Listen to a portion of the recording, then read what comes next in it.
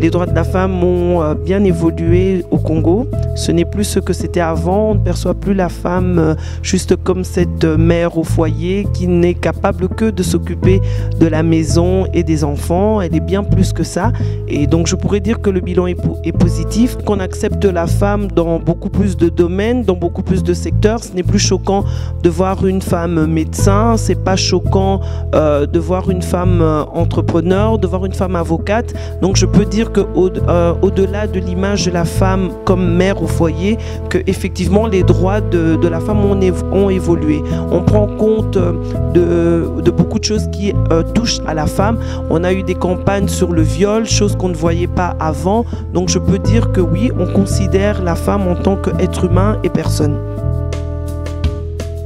Alors, je ne peux parler que de mon expérience parce qu'en fait, je n'ai pas grandi ici au Congo. Je suis revenu au Congo en 2012, mais je peux vraiment dire qu'entre 2012 et aujourd'hui 2017, oui, il y a des choses qui ont changé. C'est vrai que parfois, c'est très difficile d'être entrepreneur en tant que femme, parce qu'il y a des choses qu'on va accepter plus facilement venant d'un homme que venant d'une femme. Dans certaines discussions, surtout quand c'est une question d'autorité, on va plus accepter des instructions venant d'un homme que venant par exemple d'une femme. Donc je pense qu'il y a cette question de maintenir, ou peut-être cette question d'orgueil masculin qui intervient à plusieurs niveaux.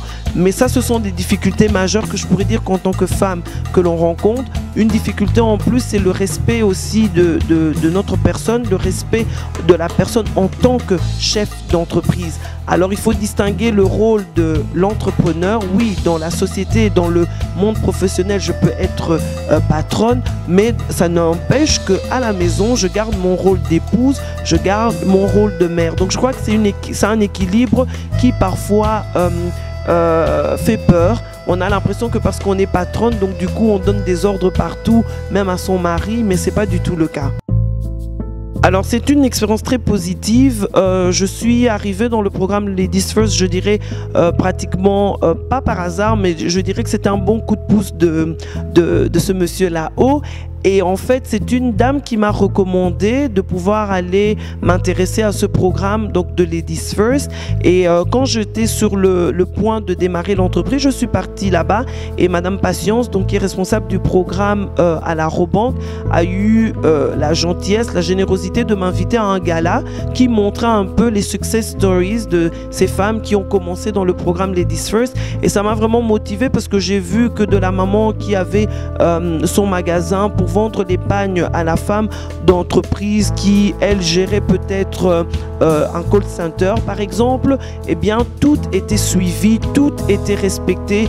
Le but, c'est de vraiment aider la femme à pouvoir réussir son activité. Je ne dirais pas que c'est en discriminant parce que justement ces programmes sont minoritaires. Donc le fait que pour une fois il y ait quelque chose qui donne à la femme ce côté exceptionnel, ce côté spécial, je ne pense pas que c'est une façon de discriminer, mais c'est plutôt une façon de dire les femmes, vous existez aussi et vous comptez aussi dans le monde des affaires. Lorsqu'on encourage les femmes à postuler, ce n'est pas uniquement pour encourager la féminité, mais c'est bien au contraire pour leur montrer qu'elles valent aussi quelque chose, que toutes ces années passées sur les bancs des écoles, sur les bancs des universités, que ça compte, que là, vous avez l'occasion aussi de montrer votre valeur dans le domaine professionnel. Tout homme est passé par le ventre d'une femme, donc si on prend ça de cette façon, encourager le droit de la femme, c'est peut-être donner une chance à ces femmes d'aujourd'hui, de leur donner une chance que les mères n'ont pas eu. Donc je crois que oui, l'homme a un rôle à jouer, ça peut être un rôle peut-être provocateur, mais ça peut aussi être un rôle encourageant, juste pour montrer à la femme que nous, les hommes, on pense à vous et que vous comptez.